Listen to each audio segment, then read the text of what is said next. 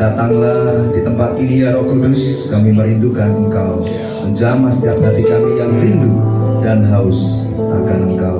Berfirmanlah di tengah-tengah kami ya Allah Roh Kudus, biar setiap kami boleh diubahkan kondisi hati kami, jiwa kami, roh kami dibaharui dengan kuasa firman dan kuasa Roh Kudus-Mu. Kami percaya firman-Mu berkuasa untuk mengubah kehidupan kami. Firman Tuhan senantiasa bermanfaat untuk mengajar, menyatakan kesalahan-kesalahan kami, memperbaiki kelakuan kami, dan mendidik kami hidup dalam kebenaran-kebenaran yang sejati.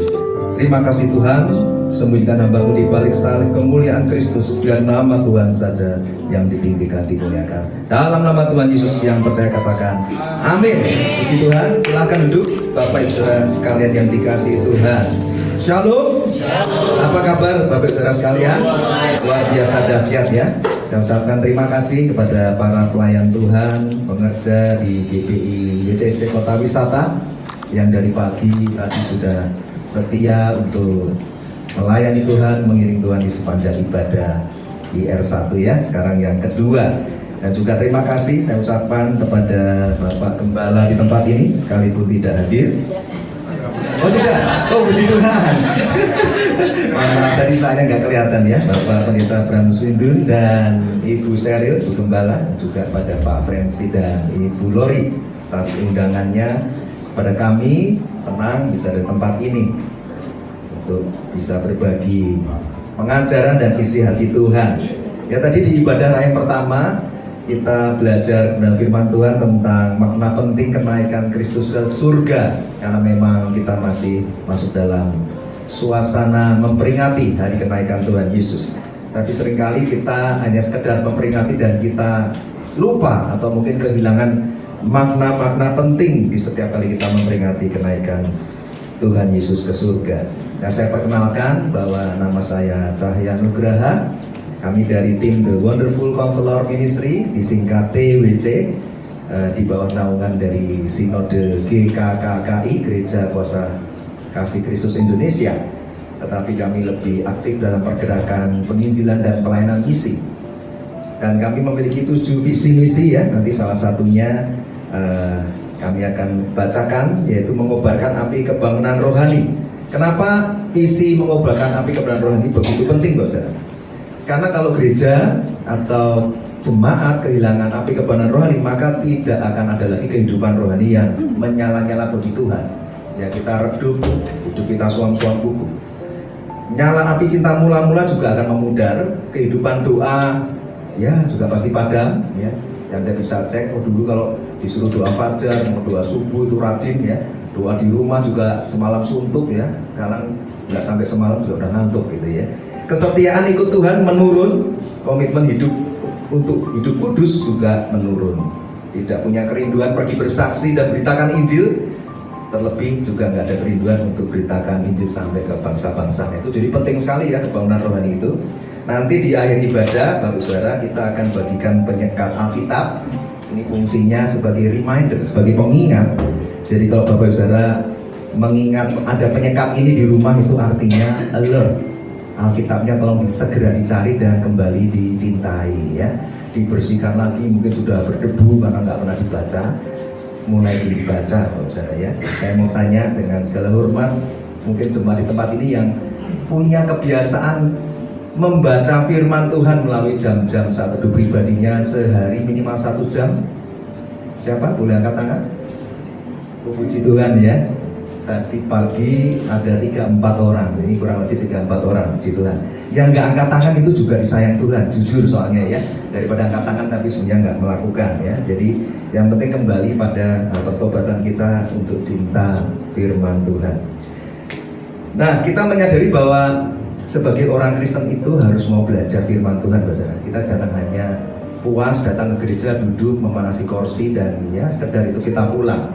Terlebih kita senang kalau dengar khotbah yang singkat, kemudian praktis, kemudian banyak yang lucu gitu, bisa bikin ketawa.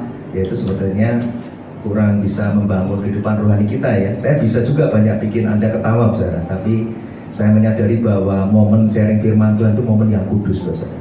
Ya tadi ibadah yang pertama ada satu jemaat yang memberi masukan lah yang cukup baik kepada salah satu tim kami, berkata bahwa khotbahnya bagus tapi ini nggak ada ketawanya katanya gitu ya. Kan memang kalau khotbah pengajaran itu cukup keras dan tegas dan menegangkan ya.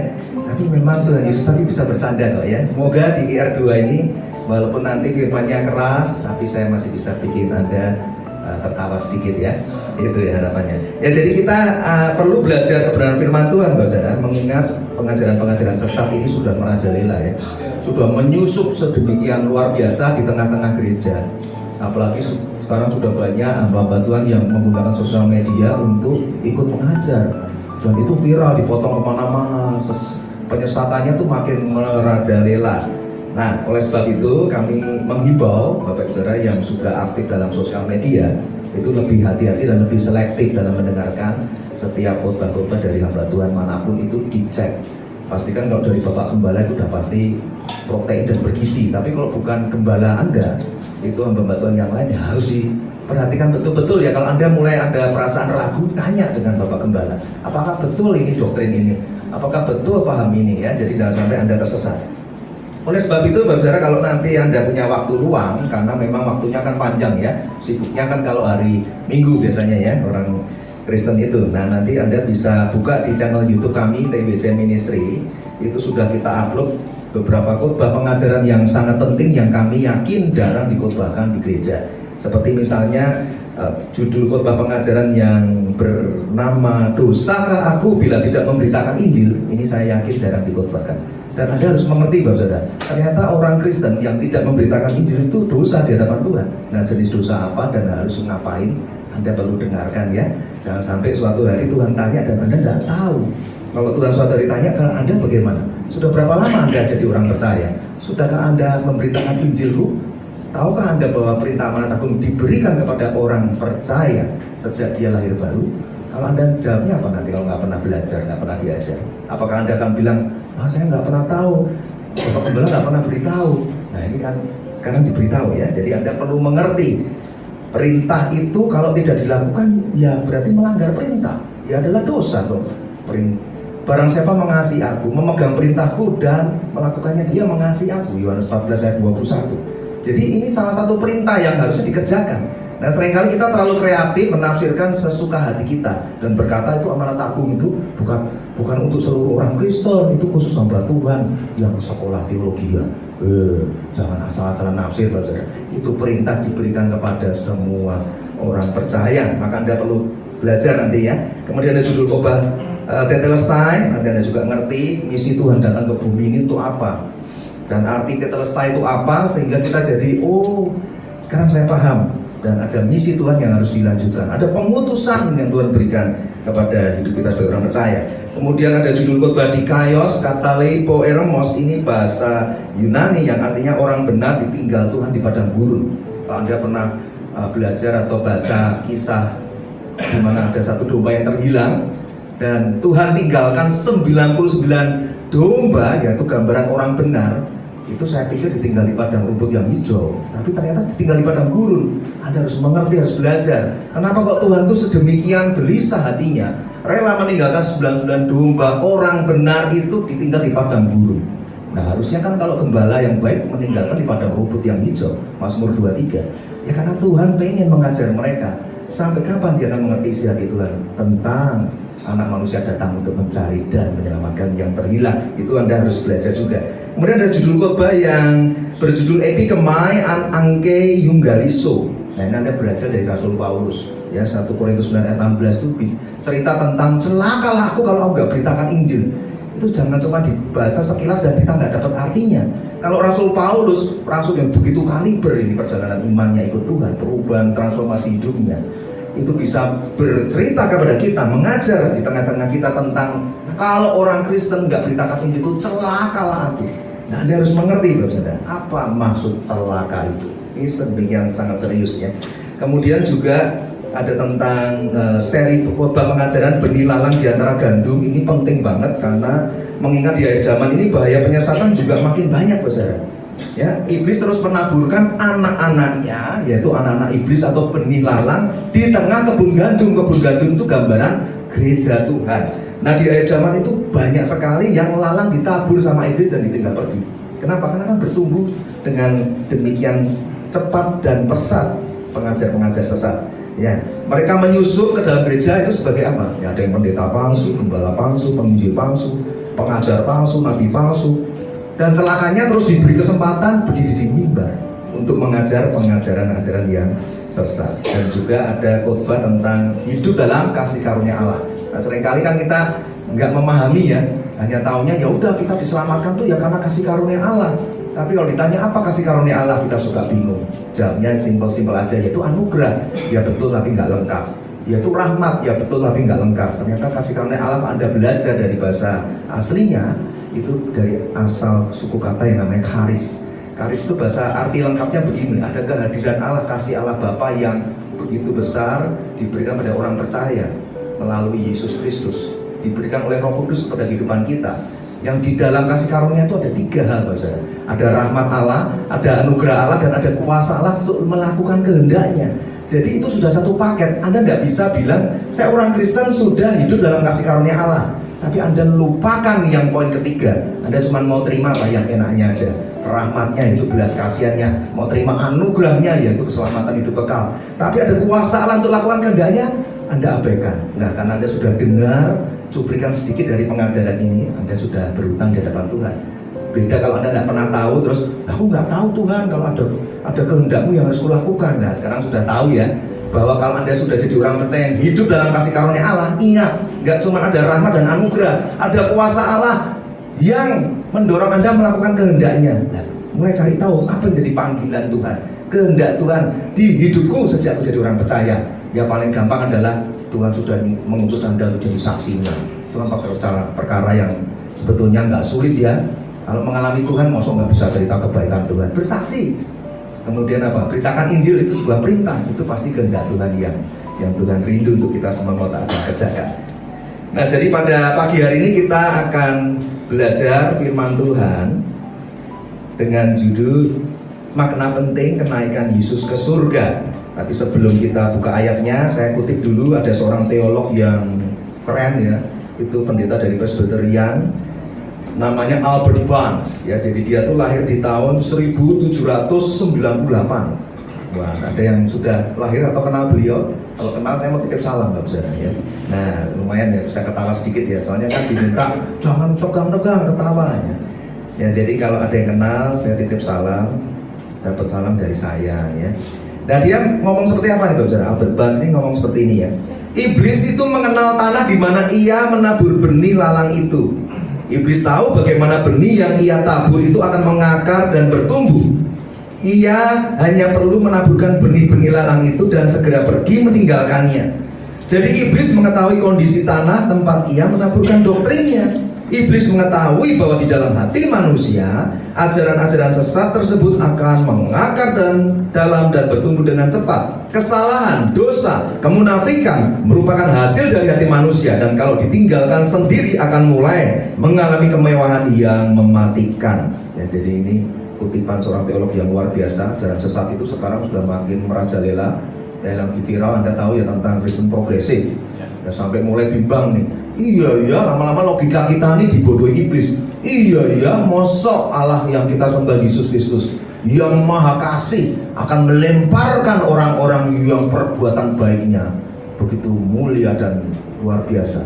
Hati-hati Bapak Saudara ya, karena tidak seperti itu keselamatan itu. Ya, nanti kita akan belajar lebih detail. Kenapa muncul Kristen progresif kalau Anda mau tahu? Ya karena jemaat Tuhan, hamba-hamba Tuhan kurang agresif di dalam mengajarkan kebenaran firman Tuhan. Maka dalam konteks ibadah raya, saya kalau boleh menghimbau, kembalikan pengajaran firman Tuhan kembali kepada liturgi di ibadah raya yang ada, supaya jemaat bertumbuh, dan firman Tuhan itulah yang akan mengokohkan iman kita supaya nggak mudah goyah. Nah, nanti kita belajar supaya tahu apakah betul perbuatan baik itu punya andil dalam keselamatan. Nah, kita segera masuk saja dalam firman Tuhan, dalam pengajaran firman tentang makna penting kenaikan Yesus ke surga. Nah, kalau kita memperingati kenaikan Yesus ke surga, ingat bahwa yang pertama sudah otomatis ada janji kedatangan Tuhan Yesus yang kedua kali. Itu harus diingat, kalau Yesus naik pasti akan turun menjemput kita. Kedatangan Yesus yang kedua kali, dan juga harus diingat kedatangannya kelak nanti datang sebagai hakim yang adil. Dia tidak akan datang lagi sebagai juru selamatmu, tapi datang sebagai raja dan hakim yang akan mengadilimu. Siapa yang akan diadili? Semua orang, semua bangsa. Kalau semua orang, ya berarti termasuk yang Kristen dan non-Kristen, semua akan dihakimi. Kita baca di Kisah Para Rasul 1 ayat 11b. Yesus ini yang terangkat ke surga meninggalkan kamu akan datang kembali dengan cara yang sama seperti kamu melihat dia naik ke surga. Yohanes 5 ayat 22. Bapa tidak menghakimi siapapun, melainkan telah menyerahkan penghakiman itu seluruhnya kepada anak. Ya, jadi jelas ya, Tuhan Yesus itu adalah hakim yang adil. Semua penghakiman ada di tangan Tuhan Yesus.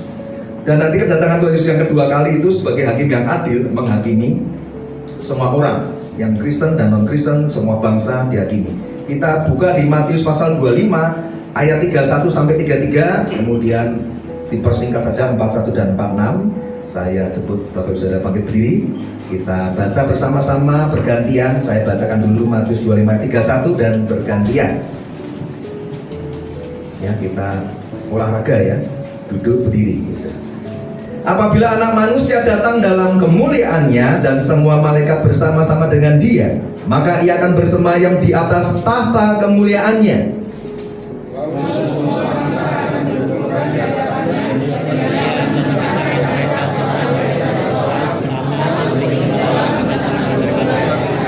Dan ia akan menempatkan domba-domba di sebelah kanannya dan kambing-kambing di sebelah kirinya. Bapak Saudara lompat ayat 41 ya.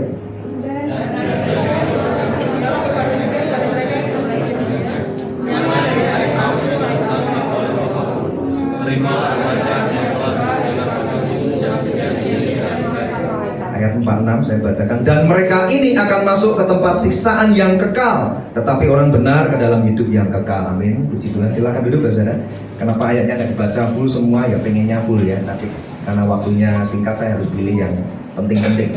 Jadi sekarang ada dua gambaran Bapak Saudara ya. Gambaran domba yang dipisahkan di sebelah kanan. Itu gambaran apa? Itu gambaran orang benar, orang yang diberkati, orang percaya yang sudah lahir baru, orang Kristen sejati. Upahnya apa? Menerima hidup yang kekal di surga. Gambaran kambing yang dipisahkan di sebelah kiri itu gambaran apa? Itu gambaran orang-orang yang tidak percaya, orang-orang terkutuk. Kristen KTP, Kristen agamawi, Kristen suam-suam buku, dan yang murtad.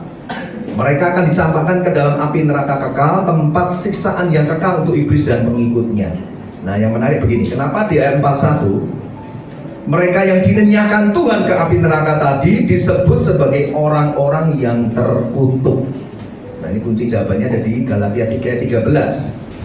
Dikatakan demikian, Kristus telah menebus kita dari kutuk hukum Taurat dengan jalan menjadi kutuk karena kita. Sebab ada tertulis, terkutuklah orang yang digantung di kayu salib. Jadi Tuhan Yesus telah mati di kayu salib untuk memikul semua kutuk dan dosa, supaya orang yang percaya kepadanya dibebaskan dari semua kutuk, dibenarkan oleh darahnya, diberkati oleh Bapa. Jadi kalau ada orang yang tidak percaya, orang Kristen KTP, agamawi, suam-suam buku, mereka telah menolak Tuhan Yesus sebagai satu-satunya pemikul kutuk dan dosa. Karena itu mereka sendiri yang jadinya harus memikul kutuk dan dosa itu sendiri, tidak dipikul oleh Tuhan Yesus. Oleh sebab itu, karena mereka memikul kutuk mereka sendiri, mereka disebut sebagai orang-orang terkutuk. Ya, semoga Anda jelas nih. Jadi saat ini yang paling penting begini, Anda mulai cek, sudahkah aku sungguh-sungguh jadi orang percaya yang lahir baru? Sudahkah aku sungguh-sungguh bertobat di hadapannya sejak aku jadi orang percaya? Karena nggak jaminan loh orang yang datang ke gereja adalah pasti orang Kristen sejati, adalah pasti orang percaya yang sudah lahir baru, adalah orang yang pasti akan menerima anugerah keselamatan dan masuk dalam kerajaan surga. Belum tentu. Karena ada yang Kristen agamawi, sejak lahir memang sudah Kristen, tapi belum pernah sungguh-sungguh mengakui dengan kesungguhan hati dan mengaku dengan mulutnya kalau Yesus satu-satunya dan juru selamat. Apalagi nggak pernah belajar, bukanya sosial media, terseret dalam arus pengajaran sesat. Imannya mengalami reduksi, dia nggak sadar, mengalami korosi rohani, dia nggak menyadari, tahu-tahu sudah ikut dalam paham yang menyesatkan. Hati-hati ya. Jadi coba cek kondisinya. Sudah jadi orang percaya yang lahir baru? Sudahkah Anda sungguh-sungguh hidup dalam kasih karunia Allah? Kalau Anda jawabnya sudah, ya. Nah, ini cross check yang kedua begini. Cek medical check up Anda begini yang kedua. Kalau Anda sudah bilang iya, maka tidak mungkin kehidupan Anda itu ditemukan masih tinggal dalam dosa, masih betah dan menikmati dosa. Nah, kalau bicara dosa, saya nggak perlu jabarkan detail. Saya yakin firman itu kalau disampaikan untuk mengajar, Roh Kudus juga mulai berkata-kata di tengah-tengah Anda, di dalam nuranimu, mulai berbisik. Ayo, dosa yang itu kan kamu sembunyikan rapat-rapat kan? Kau pikir Bapak Gembala dan semua orang nggak tahu, tapi Tuhan tahu. Mata Tuhan menjelajah ke seluruh bumi, jadi Tuhan pasti tahu. Ya, Anda mulai renungkan ya. Jadi kalau masih ada kehidupan dosa yang dijalani terus-menerus bertahun-tahun dan tidak pernah Anda bereskan, dilepas bentar jatuh lagi, sudah di ngaku-ngaku sampai nangis-nangis jatuh lagi. Hati-hati, itu ada dosa yang Anda sedang hidup di dalamnya dan terus menikmati. Nah, kenapa? Nah, kita mau belajar karena orang Kristen lahir baru itu apakah nggak bisa jatuh dalam dosa? Bisa, tapi tidak mungkin hidup betah tinggal dan menikmati dosa. Ini perbedaannya. 1 Yohanes 3 ayat 9 supaya kita mengerti ya. Jangan tertuduh, berarti aku belum lahir baru. Enggak, coba dicek dulu. Kalau Anda cuma pernah jatuh dan cepat kembali ke Tuhan dan bertobat, ya Anda sudah percaya yang lahir baru. Tapi kalau Anda terus menikmatinya, susah meninggalkan dosa tersebut, hati-hati. Sudah lahir baru, jangan-jangan belum. 1 Yohanes 3 ayat 9. Setiap orang yang lahir dari Allah tidak berbuat dosa lagi, sebab benih ilahi tetap ada di dalam dia, dan ia tidak dapat berbuat dosa karena ia lahir dari Allah. Nah, itu ceknya. Jadi gimana dong Pak? Kalau aku sudah lahir baru dari Allah, tidak mungkin terus-menerus berbuat dosa dan hidup dalam dosa. Itu jawabannya. Tapi kalau orang lahir baru jatuh dalam dosa, oh ya bisa, karena kita belum jadi orang yang sempurna. Tetapi orang lahir baru, orang percaya lahir baru itu kalau jatuh, dia akan segera bangkit. Itu bedanya. Amsal 24 ayat 16 supaya Anda tidak tertuduh dan mulai cross check kondisi imanmu. Amsal 24 ayat 16. Orang benar bisa jatuh 7 kali, tetapi orang benar juga pasti akan bangkit kembali. Nah, itu kuncinya. Kalau Anda merasa iya sih aku pernah jatuh dulu, aku tuh pemarah. Tapi sekarang puji Tuhan aku sudah jarang banget marah. Dulu tiap hari marah. Oh iya, dulu memang aku mantan alkoholik misalnya ya, mantan penjudi, mantan perokok. Puji Tuhan aku udah tinggalkan. Pernah sih sekali aku karena uring-uringan berantem sama istri, akhirnya aku ketarik dibodohi iblis, aku terpaksa isap 1 batang lagi, tapi Roh Kudus menegur dan aku menangis, aku minta ampun, dan sekarang puji Tuhan aku tinggalkan. Ya berarti Anda cuma jatuh dalam dosa, bukan tetap tinggal dalam dosa.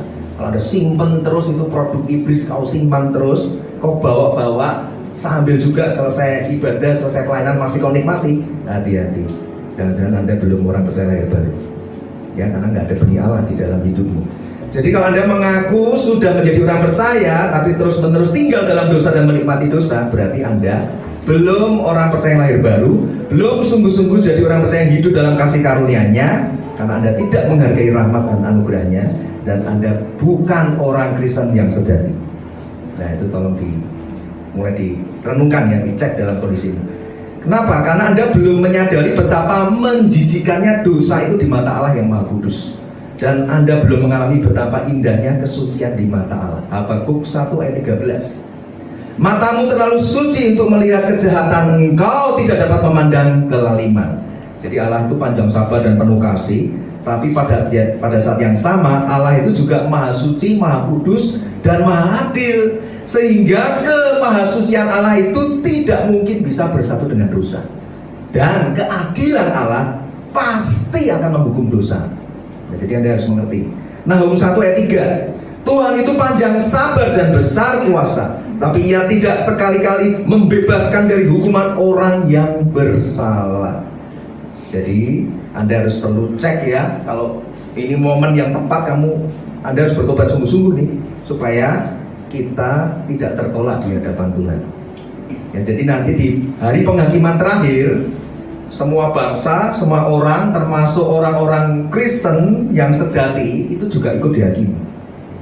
Anda mulai komplain nih, kalau gitu ngapain jadi orang Kristen sejati Pak kalau ikut dihakimi? Ya, ini firman Tuhan. Tapi bedanya, good news-nya kalau Anda orang Kristen sejati, itu walaupun Anda ikut dalam penghakiman terakhir, tetapi Anda tidak mungkin akan dihukum sama Allah. Itu good news-nya. Maka pastikan betul. Jangan cuma patokannya, yang penting KTP kan, Kristen, yang penting kan aku rajin datang ke gereja. Nah, jangan, patokannya jangan itu. Cek betul-betul kondisi hatimu, kondisi kerohanian Anda. Kita baca di Matius 25 ayat 31 tadi tentang penghakiman terakhir. Apabila Anak Manusia datang dalam kemuliaannya dan semua malaikat bersama-sama dengan dia, maka ia akan bersemayam di atas tahta kemuliaannya. Lalu semua bangsa akan dikumpulkan di hadapannya dan memisahkan seorang dari seorang, gembala memisahkan domba dari kambing.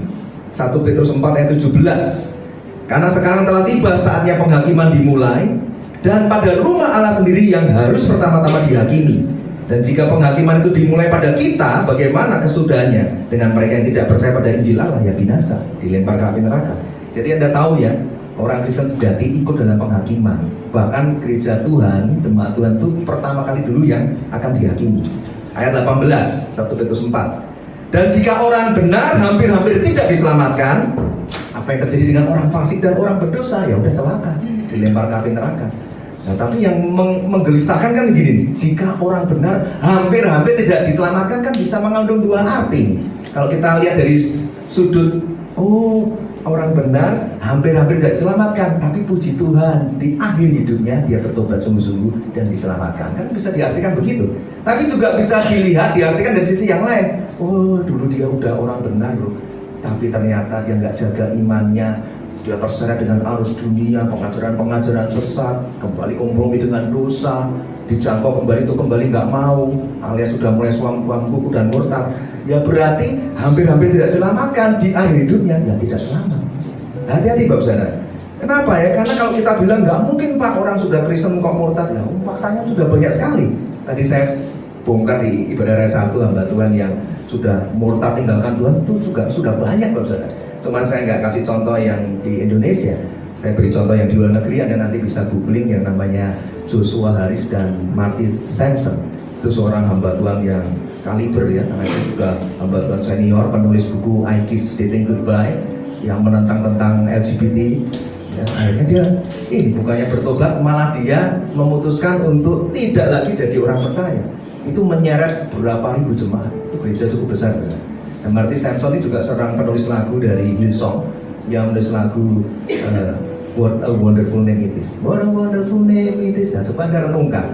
Kalau bukan orang Kristen sejati, kira-kira bisa terima rema Roh Kudus nggak? Menulis lagu sedemikian indahnya. Bisa ngomong tentang Yesus, Roh Kudus.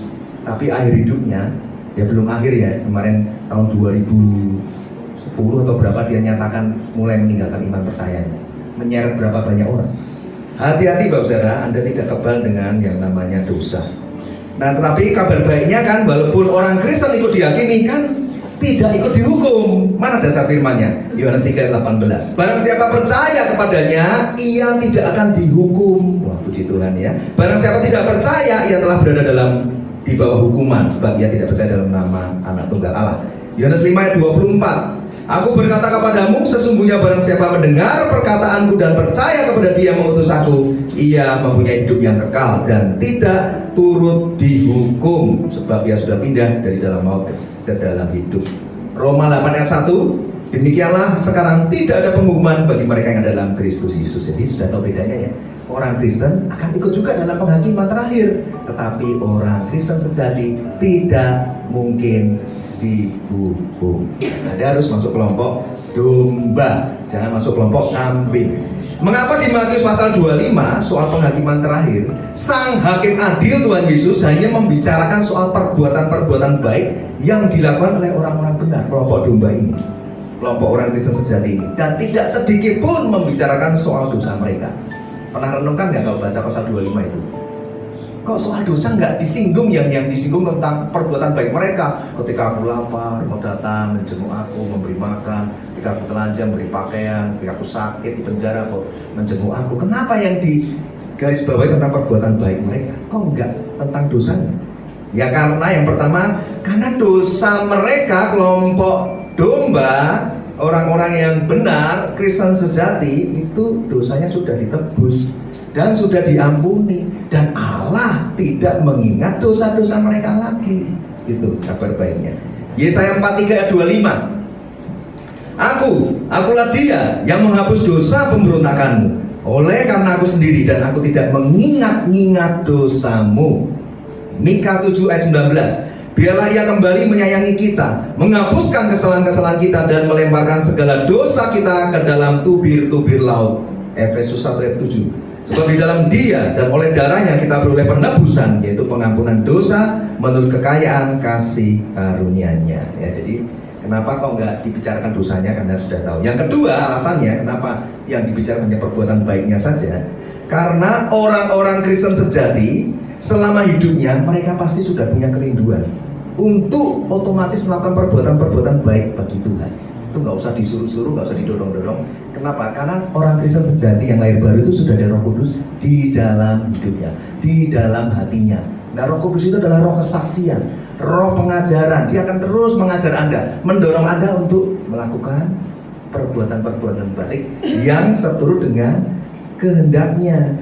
Jadi kalau orang Kristen sejati itu akan otomatis memiliki kerinduan melakukan perbuatan baik yang seturut kehendak Tuhan. Bukan versi orang dunia yang mengatakan perbuatan baikmu akan dapat membawamu ke surga. Itu berbeda cara pandangnya ya.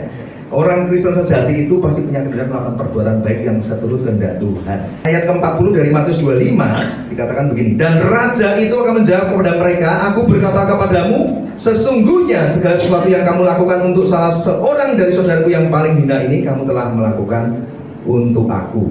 Nah, saudara yang paling hina ini, Bapak Saudara, itu gambarnya bisa untuk semua orang dan juga bisa untuk orang Kristen dan non-Kristen. Kalau kita tahu hukum kasih Matius 22:39 itu bicara tentang kasihlah sesamamu manusia. Tetapi di Galatia 6 ayat 10 Anda akan tahu bahwa kita disuruh berbuat baik kepada semua orang, tetapi khususnya kepada saudara yang seiman. Jadi Tuhan Yesus menggarisbawahi kalau kita orang Kristen sejati, kita harus punya skala prioritas, saudara, untuk menempatkan kasih, untuk menempatkan perbuatan baik yang seturut kehendak Tuhan. Nah, sekarang perbuatan baik yang seturut kehendak Tuhan itu yang seperti apa? Nah, kuncinya adalah perbuatan baik yang seturut kehendak Tuhan itu harus mengandung dua hal penting nih, supaya Anda bisa mulai bedakan. Oh, perbuatan baik menurut kacamata dunia yang dibilang Tuhan Maha Kasih akan memperhitungkan perbuatan baiknya untuk dia bisa akses ke surga, itu ngawur, sesat. Tetapi yang disebut perbuatan baik adalah yang mengandung dua. Pertama, perbuatan baik yang sesuai kehendak Tuhan adalah yang perbuatan baiknya itu mengalir dari dasar cintanya kepada Tuhan Yesus. Itu yang pertama. Ayatnya mana? Yohanes 14 ayat 15. Jikalau kamu mengasihi aku, kamu akan menuruti segala perintahku. Yohanes 14 ayat 21. Barang siapa memegang perintahku dan melakukannya, dialah yang mengasihi aku. Kemudian dasar yang kedua apa? Selain dari dasar mencintai Tuhan, perbuatan baik itu harus mengembalikan kemuliaan hanya bagi Tuhan Yesus. 1 Korintus 10 ayat 31. Aku menjawab, jika engkau makan, atau jika engkau minum, atau jika engkau melakukan sesuatu yang lain, lakukanlah semuanya itu untuk kemuliaan Allah. Jadi Anda mengerti ya, orang benar tidak disinggung lagi dosanya, tapi Tuhan menyinggung perbuatan baiknya, karena perbuatan baik mereka ini seturut kehendak Allah. Apa kehendaknya? Ya, kehendaknya pasti mengalir dari hati yang cinta Tuhan dan demi kemuliaan Tuhan. Nah, Anda mulai bisa bandingkan. Nah, kalau orang dunia perbuatan baiknya mungkin nggak mengalir dari dasar cinta Tuhan, kenal Tuhan juga enggak, percaya Tuhan Yesus juga enggak. Jadi perbuatan baik mereka mau segunung mau segudang tidak seturut kehendak Tuhan. Dan mengerti ya, jadi ya perbuatan baik mereka tetap dianggap Tuhan sebagai kain kotor. Maka tetap disebut kelompok kambing adalah orang-orang terkutuk. Mereka memikul kutuk dan dosanya sendiri. Ngeri ya, tapi ini kebenaran. Jadi jangan bercampur aduk dengan pengajaran-pengajaran sesat. Misalnya begini, saya berilustrasi supaya makin jelas ya. Kalau ada perbuatan baik yang begitu luar biasa banyaknya, sanggup untuk mengampuni dosa, ya buat apa kita percaya Tuhan Yesus? Ilustrasinya begini, kalau Anda sudah berbuat baik itu ada 10, mengunjungi panti asuhan, menyumbang ini, menyumbang itu, melakukan ini, saya banyak banget gitu ya. Tiba-tiba Anda karena buru-buru melanggar lampu lalu lintas, dan Anda harus sidang karena ada orang Kristen sejati. Aku nggak mau inilah suap itu, aku mau bener pengadilan beresin. Nah, di tengah pengadilan itu, karena Anda merasa punya segudang daftar kebaikan, ketika Anda disuruh bayar denda, Anda tiba-tiba angkat tangan, Pak Hakim, saya nggak terima. Bapak tahu nggak? Coba dicek nama saya Pak, penyumbang terbesar yayasan ini, penyumbang terbesar panti asuhan ini. Kemarin saya baru menyantunin ini. Jadi tolong Pak, ini pelanggaran dosa saya dihapuskan. Kira-kira hakimnya mengabulkan atau malah manggil petugas? Ini ada orang gila gitu ya. Betul nggak? Tetap akan dikenakan hukuman, harus bayar denda, harus bayar penalti. Nah, Anda tahu ya. So baik apa perbuatan baik, ada dosa kecil aja, tidak sanggup menutupi dosa. Nah, terlebih Bapa di surga yang lebih dari sekedar hakim di dunia ini, dengan keadilannya pasti menghukum. Tapi kalau Anda sungguh-sungguh percaya, semua dosa, semua kutuk sudah ditanggung. Itu ya, sudah ngerti ya. Jadi itu doktrin keselamatan jangan goyah. Karena itu iblis itu pinter tuh, memukul doktrin yang paling dasar supaya orang-orang Kristen itu, anak-anak Tuhan jadi goyah. Gak perlu beriman sungguh-sungguh, dia jadi ragu dan katanya berbuat baik ya. Akhirnya Anda nggak lagi abide in Him. Karena Anda berpikir bahwa keselamatan itu sekarang sudah mulai bercampur dengan usaha manusia. Yang tadinya adalah anugerah, bukan karena usaha kita, semua karena kasih karunia Allah, mulai bercampur dengan perbuatan baik kita. Nah, ini satu kekejian di hadapan Tuhan ya. Nah, Anda sudah mengerti, jadi contoh konkretnya perbuatan baik yang seturut kehendak Allah, yaitu sudah pasti bicara tentang melakukan amanat agung, itu sudah pasti menyenangkan hati Bapa. Karena itu perintah yang sakral yang Tuhan Yesus berikan ketika Dia meninggalkan kita naik ke surga ya. Dan amanat agung itu kenapa kok penting harus dikerjakan? Karena Tuhan Yesus sendiri juga menjadi contoh dan teladan buat kita, bukan? Di Matius 9 ayat 35 dikatakan begini, demikianlah Yesus berkeliling ke semua kota dan desa, Ia mengajar dalam rumah-rumah ibadat, ada kata dan memberitakan Injil kerajaan surga serta melenyapkan segala penyakit dan kelemahan. Itu kata dan itu penting, jangan dihapus ya. Anda tahu bahwa Tuhan Yesus itu contoh dan teladan iman dan pelayanan buat kita orang percaya. Tuhan Yesus juga berkeliling Bapak Saudara untuk mengajar di rumah ibadat, mengajar di gereja, dan memberitakan Injil. Jadi dua hal ini tidak boleh lepas dari gereja Tuhan. Hal pengajaran dan hal pemberitaan Injil tetap harus diberitakan. Kenapa? Ya karena tidak semua orang yang sepertinya datang ke gereja adalah orang Kristen sejati. Kita masih bertanggung jawab untuk mengembalakan mereka pada iman yang benar. Bahkan Tuhan Yesus sendiri juga memberitakan Injil loh. Ada yang tahu nggak kalau Tuhan Yesus juga beritakan Injil? Ya, seringkali kita nggak ngerti ya. Tuhan Yesus juga beritakan Injil. Ia mengatakan bahwa Ia datang untuk beritakan Injil di kota, di desa, di seluruh Galilea. Mana ayatnya? Markus 1 ayat 38. Nah, coba ditampilkan ya supaya kita ngerti. Yesus sendiri juga memberitakan Injil. Mosok kita nggak mau? Beliau datang memberitakan Injil, Dia datang untuk mati di kayu salib, memberi anugerah keselamatan.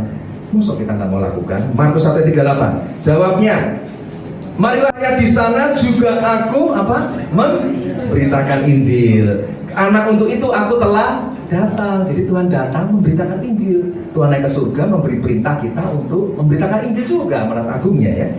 Ayat 39, lalu pergilah Ia ke seluruh Galilea dan memberitakan Injil dalam rumah-rumah ibadat. Tuh, lihat, Tuhan Yesus juga nggak alergi loh, rumah ibadat juga didatangin karena banyak ahli Taurat, orang-orang Farisi. Mereka harus bertobat juga dengar Injil ya. Ya, jadi pada saat penghakiman terakhir Bapak Saudara, nanti semua orang itu mau besar, mau kecil, mau tua, mau muda, dari zaman Adam dan Hawa sampai zaman kedatangan Tuhan Yesus yang kedua kali nanti, mereka semuanya itu akan dihakimi berdiri di tahta putih Allah yang Maha Besar, dan masing-masing dihakimi menurut perbuatannya selama hidup di bumi. Anda bayangkan kalau Yesus itu bukan hakim yang adil, bukan Tuhan yang sejati, mana bisa menghakimi sedemikian adil terhadap miliaran orang dari zaman Adam dan Hawa sampai zaman kedatangan Tuhan nanti.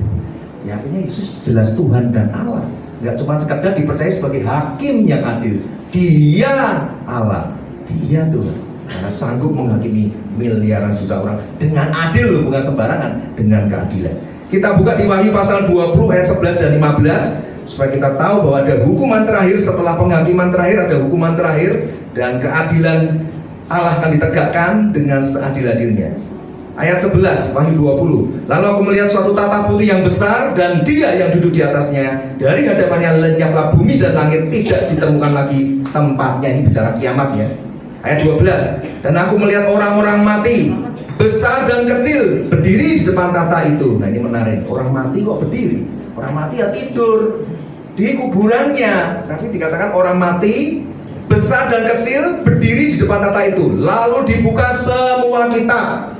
Ya, ingat ya, semua kitab. Dan juga dibuka sebuah kitab. Jadi ada semua kitab sama sebuah kitab. Berarti sebuah itu satu kitab, semua kitab berarti banyak kitab atau kitab-kitab ya. Dan orang-orang mati dihakimi menurut perbuatan mereka berdasarkan apa yang tertulis dalam kitab-kitab itu. Jadi semua kitab, yang kitabnya lebih dari satu, banyak kitab atau kitab-kitab itu, gunanya untuk apa? Untuk menulis perbuatan baik dan perbuatan jahat seluruh umat manusia dari zaman penciptaan sampai zaman kedatangan Tuhan Yesus kedua kali. Ya, supaya Anda paham ya. Ayat 13. Maka laut menyerahkan orang-orang mati yang ada di dalamnya, dan maut dan kerajaan maut menyerahkan orang mati yang ada di dalamnya. Dan mereka dihakimi masing-masing menurut perbuatannya. Ternyata kitab-kitab perbuatan ini yang mencatat perbuatan nanti digunakan dasar Tuhan untuk menghakimi. Gak mungkin miss, gak mungkin lewat, gak mungkin salah. Allah yang mencatat. Sebuah contoh ya. Misalnya saya sembarangan aja, Bapak Abdul dipanggil huruf A. Abdul, Amir, Amsyong, mudah-mudahan gak ada yang nama Amsyong ya. Kamu ya pada tahun 1999 kamu melakukan dosa ini. Berkali-kali hamba Tuhan menegur dan tidak mau bertobat, itu tercatat detail. Termasuk perbuatan baiknya tercatat detail. Cuman celakanya tetap orang-orang terkutuk, perbuatan baiknya tidak masuk hitungan Allah. Dan mengerti gambarannya ya. Lalu maut dan kerajaan maut dilemparkan ke dalam lautan api. Itulah kematian yang kedua, lautan api. Nah, jadi orang-orang yang dicatat di kitab-kitab perbuatan itu semua dilempar ke lautan api.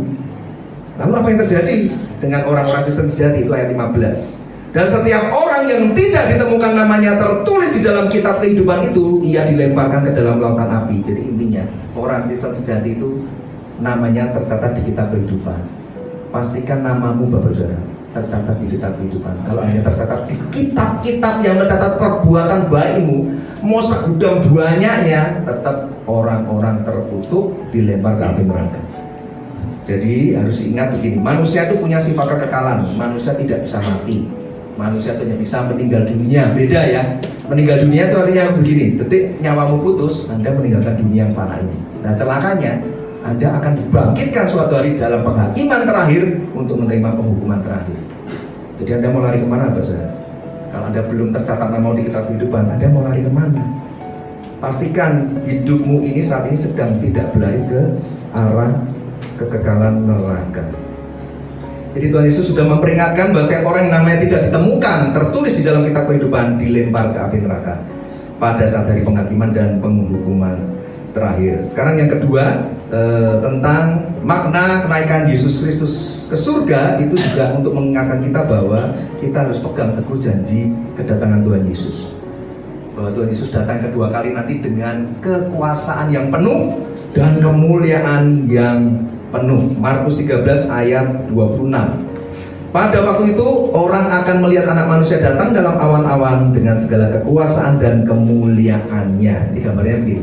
Tuhan Yesus datang 2000 tahun yang lalu. Itu kan kedatangannya dipenuhi dengan segala kehinaan, kemiskinan.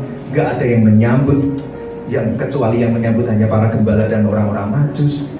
Lahirnya di kandang domba, ditempatkan di palungan tempat makan binatang, dikejar-kejar kayak penjahat, diancam dibunuh oleh Herodes, nggak punya tempat untuk meletakkan kepalanya, ditolak di kampungnya sendiri, diusir, dihina, diludai, dipukul, disiksa, dicambuk, dimangkutai duri. Pada akhirnya juga harus mati dengan cara yang mengerikan, dipaku di atas kayu salib. Tapi ingat saudara, nanti kedatangan Tuhan Yesus yang kedua, dia datang dengan kemuliaan yang penuh dan kekuasaan yang penuh untuk menghakimi. Itu yang kita harus mengerti. Ya, jadi sejak Yesus bangkit dan naik ke surga, itu kemuliaan sudah dikembalikan ke Tuhan Yesus. Tapi begitu dia tinggal di surga, saat ini masih tinggal, menunggu pemulihan segala sesuatu, kapan waktunya dia akan segera datang. Karena tinggal di surga, kemuliaan dan kuasanya itu makin penuh. Anda bisa datang Anda bisa bayangkan seberapa mengerikannya nanti ketika hari itu terjadi kalau Anda ternyata ditemukan tidak masuk di kitab kehidupannya. 2 Tesalonika 1 ayat 10. Apabila ia datang pada hari itu untuk dimuliakan di antara orang-orang kudusnya dan untuk dikagumi oleh semua orang yang percaya, sebab kesaksian yang kami bawa padamu telah kamu percayai. Ini ada seorang doktor teologi yang terkenal dari Skotlandia, namanya Bruce Miles. Ini saya kutip ya. Dia ngomong seperti ini. Pada kedatangannya yang pertama, Tuhan kita berada dalam keadaan lemah dan tidak dikenal orang, seolah-olah tidak punya dampak sama sekali atas sejarah manusia. Sebaliknya, kedatangannya nanti yang kedua akan nyata di seluruh alam semesta. Dia akan datang dengan awan-awan dari langit. Awan-awan menandakan kemuliaan Allah serta menyatakan kehadirannya di antara umatnya. Dalam pengertian ini, kedatangan Tuhan kembali merupakan babak akhir dari penyingkapan kehadiran Allah, pernyataan yang tersempurna dari Allah Tritunggal dalam kemuliaannya. Ya, jadi di akhir zaman ini akan banyak pengolok-pengolok yang ngomong begini, Allah lu masuk suci, sok fanatik, gak usah ngomongin kiamat lah, gak usah ngomongin kedatangan Tuhan lah, bikin takut aja, khotbah mau yang lucu-lucu aja. Tapi kalau Anda nggak pernah tahu kebenaran ini, Anda suatu hari akan gemetar di hadapannya. Ya, 2 Petrus 3 ini sudah mengingatkan ya tentang banyaknya pengolok-pengolok. 2 Petrus 3 ayat 3-4, 8-10 Anda baca sendiri di rumah ya. Saya persingkat waktunya. Intinya akan ada banyak orang yang mengejek pada hari zaman, tampil pengejek-pengejek dengan ejekannya. Katanya Tuhan datang, mana janji kedatangannya? Dari zaman bapak leluhur kita meninggal sampai sekarang mana? Sejak dunia diciptakan mana? Ayat 9 itu jawabannya, Tuhan tuh nggak lalai menepati janjinya. Sekalipun ada orang menganggapnya sebagai kelalaian, tetapi ia sabar terhadap kamu, karena ia mendaki jangan ada yang binasa, melainkan supaya orang berbalik dan bertobat. Jadi Tuhan itu seolah-olah dianggap lalai, tapi dia nggak pernah lalai. Alasannya Tuhan tuh rindu semua orang bertobat dan diselamatkan sebanyak-banyaknya. Tergantung Anda. Hari Tuhan datang seperti pencuri. Oleh sebab itu segala sesuatu akan hancur. Ayat 11 dikatakan begitu. Maka harus betapa suci dan salehnya kamu harus hidup. Ya, jadi kalau Anda pengen tahu janji Tuhan digenapinya kapan, nggak ada seorang pun yang tahu. Tapi nggak pernah Tuhan melalaikan janjinya. Misalnya Adam dan Hawa jatuh dalam dosa. Kejadian 3 sudah dibilang akan lahir dari keturunan perempuan itu. 2000 tahun kemudian Mesias datang, ribuan tahun kemudian. Tapi kan digenapi. Nah Tuhan janji aku naik ke surga dia akan datang. Ya pasti digenapi. Amen. Tinggal Anda tunggu dengan sabar. Jangan dilupakan janji itu sehingga melunturkan imanmu. Itu makna kenaikan Kristus itu seperti itu, Bapak. Kalau Anda misalnya punya teman Anda ngutang ke Anda, kita kan teman, tolong dong pinjam 1 juta dulu. Masa lu nggak percaya? Minggu depan gua balikin. Kita sempat ragu-ragu, tapi ya sudahlah, gua pinjemin 1 juta. Ternyata betul sampai setahun nggak dibalikin. Ya, dan apa yang terjadi, Bapak? Kita tetap bisa percaya kepadanya, bukan? Dan kenapa terhadap Tuhan Yesus yang tidak mungkin pernah lalai menepati janjinya, kita sulit mempercayainya. Jadi kalau waktunya harus menunggu lama, tapi hal itu pasti akan terjadi. Sebab Tuhan Yesus yang berjanji dan dia tidak pernah lalai untuk menepati janjinya. Ini ada pendeta T. Brown itu menceritakan sebuah kisah seperti ini. Ada seorang pria bawa anak kecil nginep di sebuah hotel lah gitu ya, berkunjung di sebuah hotel di India gitu. Karena saking asiknya, dia ngasih pesan ke anak kecilnya, tunggu papa ya di loteng ini, di tangga ini, papa mau ada urusan bisnis sebentar. Nah anaknya karena percaya ditunggu. Singkat cerita papanya keasikan, pulang itu anaknya nggak dijemput, nggak dibawa pulang. Begitu makan malam, mamanya kaget tuh, mana nih anak ini? Papanya baru ngeh, waduh ya ampun tadi pagi, waduh masih ketinggalan nih. Papanya langsung bergegas jemput anaknya di hotel tersebut. Nah ketika menjemput dan ketemu anaknya, anak itu ternyata sudah menunggu 8 jam. Jadi kondisinya sudah lelah dan lapar. Tapi anak itu ngomong begini, aku tahu kok papa pasti akan datang. Kan papa yang bilang kalau papa akan datang menjemput aku. Jadi kepercayaan yang aman seperti ini Bapak Saudara, itu yang harus kita punya. Seperti ini yang harus kita punya. Seberapa aman Anda, iman Anda di dalam Tuhan Yesus.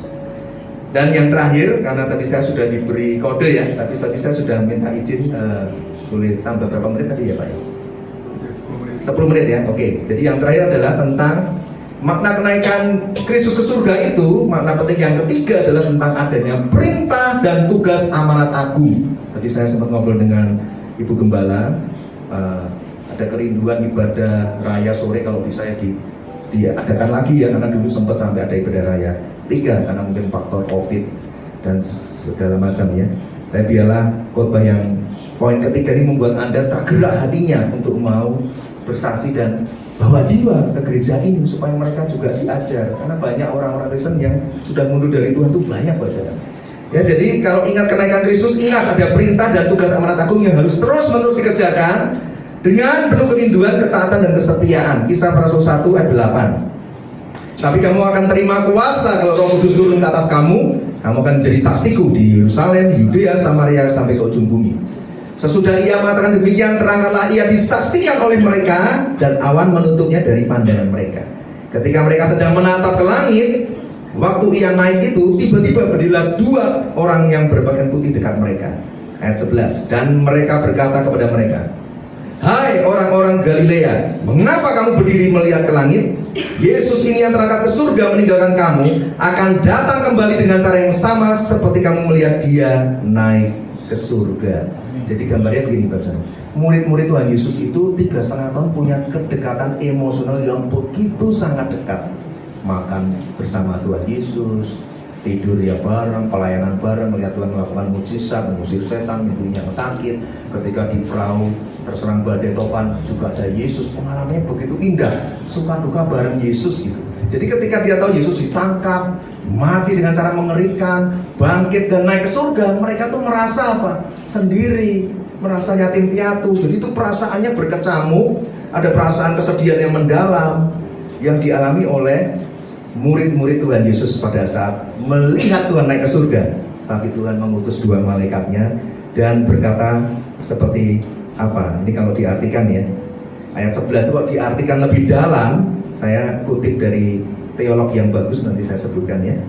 Itu malaikat itu ngomong seperti ini sebetulnya ayat 11 itu. "Hai kamu orang-orang Galilea, mengapa kamu bersedih? Mengapa kamu berdiri menatap ke langit? Jangan kamu bersedih hati, sebab kamu tidak kehilangan Yesus selama-lamanya. Karena Yesus pergi ke surga, dia akan datang kembali dengan cara yang sama. Jadi untuk apa kamu bersedih dan terus menatap ke langit?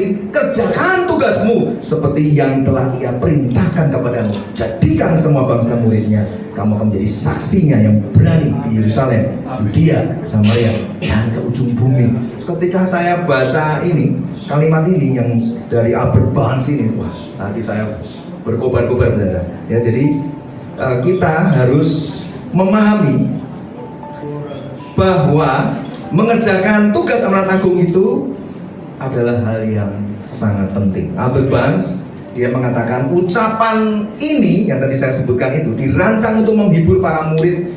Meskipun guru dan sahabat mereka telah diambil dari mereka, namun ia tidak pernah pergi untuk selama-lamanya.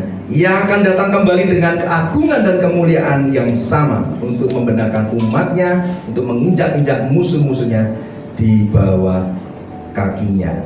Nah, saya tutup dengan pertanyaan ini. Mengapa hal memberitakan Injil dan mengajarkan kebenaran firman Tuhan tetap harus dilakukan di rumah-rumah ibadat, di dalam gereja, di komunitas orang percaya? Mengapa masih begitu sangat penting, saudara?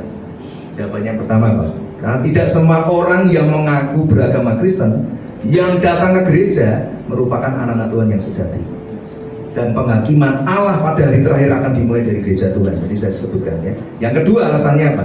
Karena di akhir zaman sudah semakin banyak benih lalang yang terus ditabur oleh iblis di tengah-tengah gereja.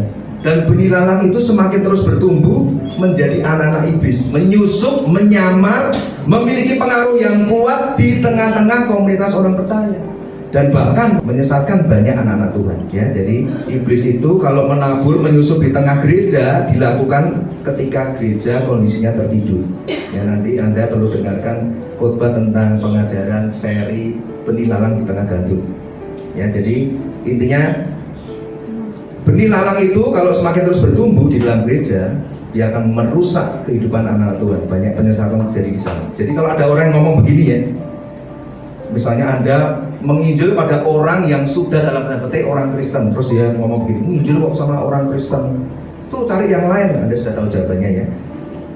Sudah tahu jawabannya kan? Karena tidak semua orang Kristen adalah orang Kristen sejati, anak-anak Tuhan sejati. Nah, ini saya kutip dari survei Barna ya, ditutup khotbah kita dengan survei Barna. Tadi ibadah 1 belum sempat, ini penting sekali.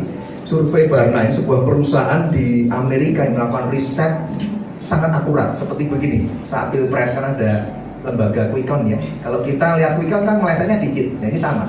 Barna ini melakukan riset dan ini pasti akurat. Hasil surveinya itu adalah untuk menemukan 4 fakta kondisi potret kekristenan di dunia dan di Indonesia. Nah tolong dimunculkan aja di slide-nya. Itu dipetakan ada 4 tipe orang Kristen. Yang pertama, Kristen prodigals atau ex-Christian. Ini kondisi di mana mereka sudah tidak lagi mengidentifikasikan dirinya sebagai orang Kristen. Mereka dulunya Kristen, tapi sudah meninggalkan iman percayanya. Gampangnya prodigal atau Kristen ini saya sebutnya Kristen murtad. Ada berapa banyak populasi orang Kristen murtad ini atau prodigal sini? Di dunia ada 21%. Nah, kalau orang Kristen dunia ada 2,38 miliar, yang murtad sudah ada 499,8 juta. Di Indonesia yang prodigal, yang murtad itu sudah ada 2%. Nah, kalau di Indonesia orang Kristennya ada 29 juta, berarti 2%-nya ada 2,4 juta yang Kristen murtad. Ya, mulai hati-hati ya. Yang kedua, dikelompokkan ada Kristen yang disebut nomads atau lapsed Christian. Itu kondisi mereka tetap mengaku sebagai orang Kristen, ngakunya sih beta Kristen gitu ya, tetapi sudah tidak lagi ikut beribadah, tidak lagi pergi ke gereja. Ini saya sebutnya Kristen KTP. Di dunia ada 37%, berarti sekitar 880 juta. Di Indonesia ada 15%, berarti 4,4 juta. Yang ketiga, kelompok Kristen yang disebut habitual church goers. Ini kondisi di mana mereka masih datang ke gereja, tetapi sudah tidak lagi memiliki iman dan kepercayaan yang kokoh, yang inti, karena sudah disusupi oleh pengajaran sesat ya tentang kekristenan. Jadi mereka sangat mudah bercampur dengan nilai-nilai dunia. Ini disebutnya Kristen agamawi, suam-suam kuku. Nah, kelompok populasi habitual church goers di dunia ini ada 30%, berarti sekitar 714 juta. Kalau populasi habitual church goers di Indonesia itu banyak banget, ini yang menyedihkan ya.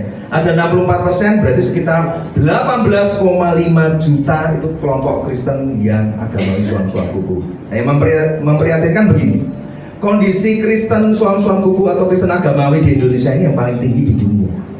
Ya, karena 64%, artinya begini, kalau di satu kelompok Anda berkumpul ada 10 orang, itu 6 sudah pasti Kristen agamawi suam-suam kuku. Ada 10 orang berkumpul, yang 6 itu agamawi suam-suam kuku. Anda ditugasi Tuhan untuk bersaksi beritakan itu, bawa mereka kembali ke Tuhan, jangan sampai terima penghakiman untuk hukuman terakhir. Yang keempat, nah ini kabar baiknya, tapi juga kabar sedih. Kenapa? Karena silent disciple ini kondisi di mana mereka sudah disebut sebagai murid Kristus yang aktif hadir dalam acara ibadah dan terlibat di gereja, percaya otoritas Alkitab dan penebusan Kristus, bergairah mewujudkan imannya dan aktif melayani Tuhan. Ini saya sebutnya murid Kristus yang sejati. Di dunia cuma ada 13%, hanya ada 309 juta. Di Indonesia ada 20%, berarti 5,8 juta, dikit banget. 29 juta yang Kristen sejati, yang kelompok domba, hanya 5,8 juta. Jadi kita teringatkan dengan ayat firman Tuhan di Lukas 13 ayat 22. Kemudian Yesus berjalan berkeliling dari kota-kota sambil mengajar. Muridnya tanya, Tuhan, sedikit sajakah yang diselamatkan? Tuhan jawabnya apa? Berjuanglah untuk masuk melalui pintu yang sesak itu, sebab aku berkata kepadamu, banyak orang berusaha masuk tetapi tidak akan dapat. Matius 7 ayat 13, masuklah melalui pintu yang sesak itu, karena lebarlah pintu dan luaslah jalan menuju kepada kebinasaan, banyak orang masuk melaluinya. Karena sesaklah pintu dan sepilah jalan menuju pada kehidupan, dan sedikit orang yang mendapatinya. Saudara semua pakai berdiri, kita tutup ibadah raya. Roh Kudus, Kau telah datang mengajar di tengah-tengah kami. Kau telah menemplak setiap nurani kami yang penuh dengan syarat akan dosa. Beri kami Tuhan kerendahan hati untuk kami mau kembali kepada hadirat Tuhan, mau mengakui bahwa kami termasuk golongan kelompok Kristen yang perlu bertobat, bahwa kami Tuhan masuk dalam bilangan kelompok Kristen domba, orang-orang benar, bukan orang-orang yang terkutuk di akhir zaman. Kami mau Tuhan, Roh Kudus-Mu terus menjamah hati kami, mengubah kehidupan kami, supaya kami ditemukan Tuhan tetap percaya, tetap setia di akhir zaman. Terima kasih Tuhan Yesus, sungguh kami mengasihi-Mu, dan kami mau pada siang hari ini dibaharui iman kami, dibaharui roh kami untuk lebih lagi menyala-nyala mengasihi Tuhan dan melayani Tuhan.